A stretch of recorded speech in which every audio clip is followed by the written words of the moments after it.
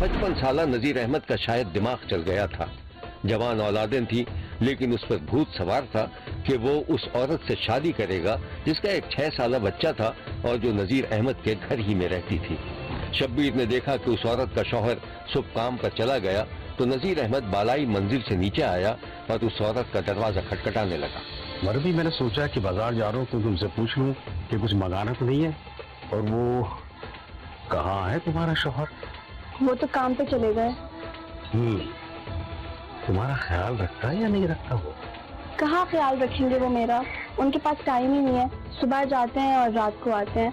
मैं उनके इंतजार में हाथ पे हाथ रख के बैठी रहती हूँ। बच्चा भी छोटा है मेरा, बाजार भी नहीं भेज सकती उसे। ये होते हैं आजकल के निकम्मे शौहर, जो इतनी खूबसूरत बीवी का ख्याल तक नहीं रखते। खैर, क्या मंगवाना मुझे बता दो। आप ऐसा करें, मुझे दूध ला दें। छोटा सो रहा, उठेगा तो नाश्ता मांगेगा। ठीक है, अभी आता हूँ। पैसे तो ले लो। अरे पैसे को छोड़ो, तुम्हारे पैसे मेरे पैसे एक ही हैं। बस तुम्हारे हाथों की बनी हुई चाय जरूर पीऊंगा। जी बिल्कुल। बढ़िया है। नजीर दूध लेने चला गया और जब लौट कर आया तो दरवाजा खुला हुआ था। वो बगैर दस्तक दिए अंदर दाखिल हो गया। औरत ने फौरन बढ़कर चादर संभाली और खुद को समेट लिया। बहुत शुक्रिया आपका। तुम्हें पता है कि तुम्हारे हाथ की बनी हुई चाय में क्या खास बात है? नहीं तो आप बता दें क्या खास बात है? उसमें मेहंदी की खुशबू आती जो मुझे बहुत पसंद है। लेकिन अब तो काफी अरसा हो गया, मेहंदी मैंने लगाई ही नहीं। अरे तो लगाओ ना, माशाल्लाह इतनी खूबसूरत हो। क्या हाल बना रखा है तुमने?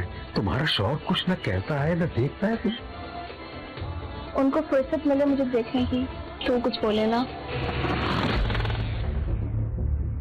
लेकिन आप कहते हैं तो मैं मेहंदी जरूर लगाऊंगी। ये हुई ना बात। अच्छा, मैं अब जा रहा हूँ ऊपर, और चाय जब बन जाए तो मुझे आवाज दे लेना, ठीक है? जी मैं आपको बुलवा लूंगी, बल्कि ऊपर ही भिजवा दूंगी चाय। हाँ, लेकिन चाय में शक्कर कम मिलाना। तुम जब चाय बनाती हो ना तो वो खुद बहुत मीठी हो जाती है।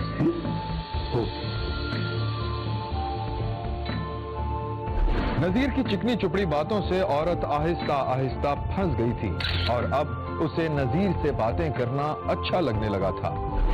शब्बीर ने देखा कि औरत चाय की प्याली लिए सीढ़ियां चढ़ रही थी। फिर उसने ऊपर पहुंचकर दरवाजे पर दस्तक दी। नजीर ने दरवाजा खोला। ये लीजिए आपकी चाय, और देखिए मैंने आपके कहने में मेहंदी भी लगाई है। वो तो कितनी खूबसूरत लग रही तुम्हारे हाथों। वो खुशबू तो मुझे वैसी आ रही थी। आज मौसम कितना खूबसूरत हो रहा है। हम जो बातें करेंगे ना, इस मौसम बहुत ही खूबसूरत लगेगी। बैठो। ठीक।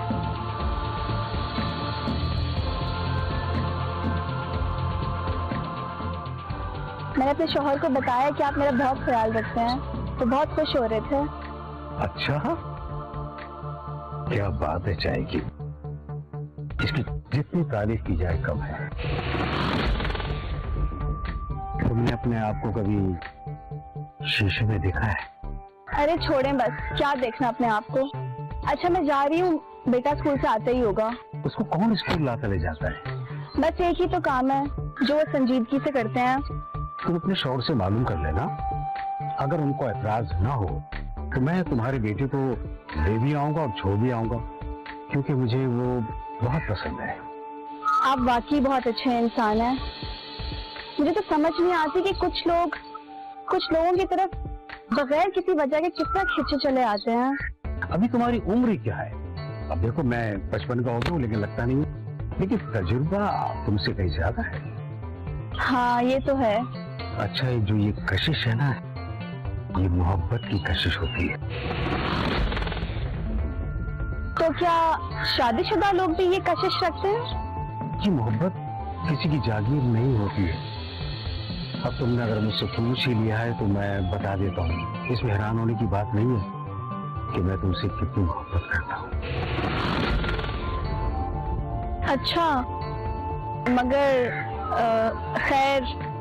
हाँ, मुझे मालूम है कि तुम भी मुझे बहुत पसंद करती हो। अब देखो, शर्माने की जरूरत नहीं है, जो दिल में है ना वो कह दो। लेकिन मैं तो शादीशुदा हूँ। तो मैं कौन सा कंवारा हूँ? ठीक है, अब तुम जाओ, और एक बात याद रखना, हमारी जो ये बातें हैं ना, ये हमारे दरमियान ही रहनी चाहिए। जी बिल्कुल, मैं समझ गई। चलती हूँ।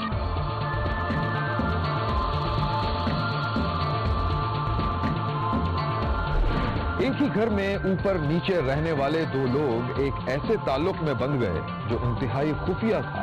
وہ دونوں اس مبینہ تعلق کو آہستہ آہستہ بڑھاتے چلے گئے اور پھر ایک ایسا بھی وقت آ گیا کہ نذیر نے عورت پر اپنے شوہر سے طلاق لینے کے لیے دباؤ ڈالنا شروع کر دیا۔ نذیر بالائی منزل سے اتر کر عورت کے دروازے پہ پہنچا تو دروازہ کھلا ہوا تھا۔ اس نے دستک دی تو 6 سالہ بچہ سامنے آ گیا۔ کہاں بھیج رہے ہیں آپ اس کو؟ باہر جائے گا، ٹافی چاکلیٹ کھا کے کچھ کھیل کود کر لے گا، گھر میں بیٹھا رہتا ہے۔ امی میں جاؤں؟ ہاں بیٹا جاؤ، لیکن زیادہ دور نہیں جانا اور جلدی آنا، ٹھیک ہے؟ شاباش بیٹا۔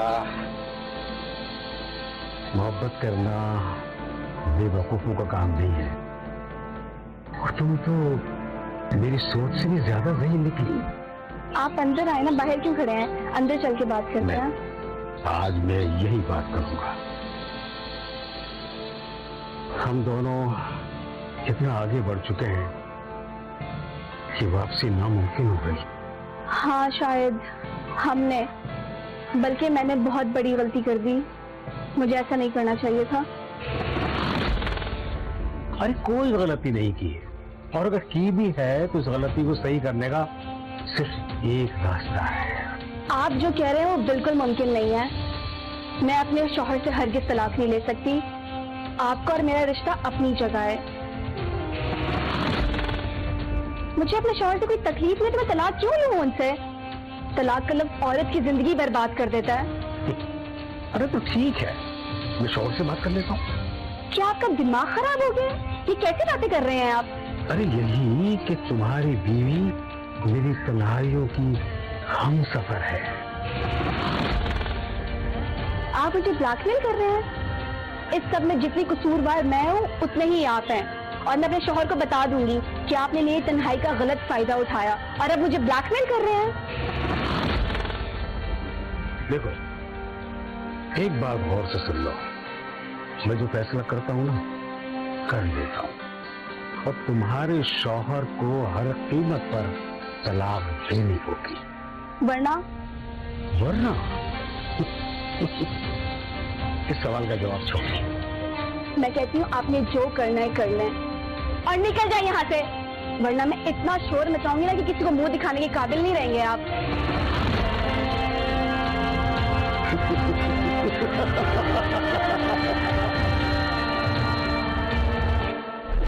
نذیر اپنی مرضی کا فیصلہ نہ کروا سکا اور شدید انتقام کی آگ میں جلنے لگا۔